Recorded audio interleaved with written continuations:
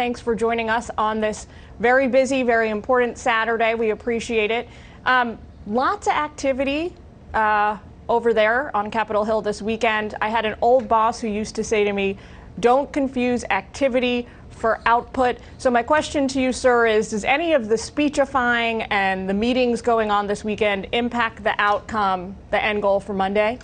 No, it'll be 51-49, 52-48, and we know that right now. And it would be a good thing if Senator Schumer would let us vote right now and then use the rest of Saturday, Sunday, and Monday to talk about the COVID legislation that they won't let us bring up as a vote earlier this week.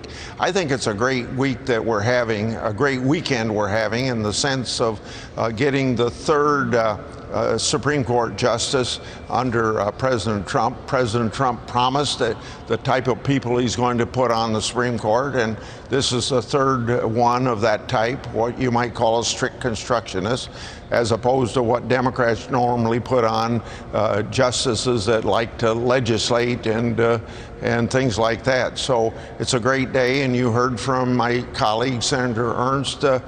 She's here this weekend working on it as well. And it is an extraordinary session, but to get ninth justice on, it's very important that we do this.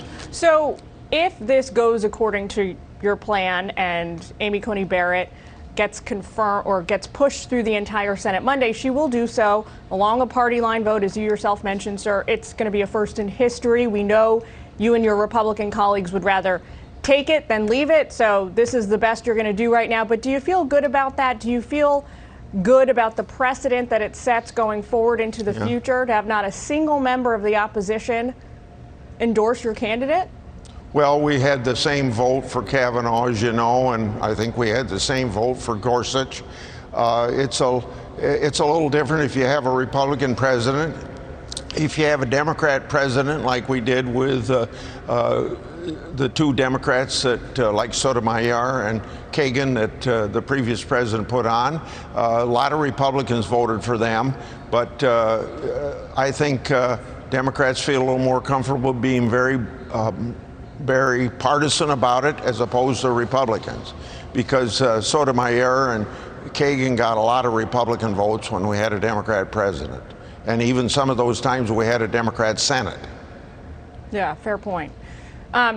So former VP Joe Biden says that if he wins in November, he's going to appoint possibly a special commission to look into adding justices to the bench, what we colloquially refer to as court packing. What are your thoughts about that? Well, we've had 9 justices for 150 years. There's been times that we've had less than 9 justices, and I think that it's their way, or it'd be Biden's way, of satisfying the Sanderistas, the progressive wing of his party, who are demanding this, to put a 10th, 11th, 12th, and 13th member on the Supreme Court, because they want a majority that I described as people that are judicial activists, people that want, when there's a void in a 50-year-old law, they say, well, the Supreme Court ought to put it in.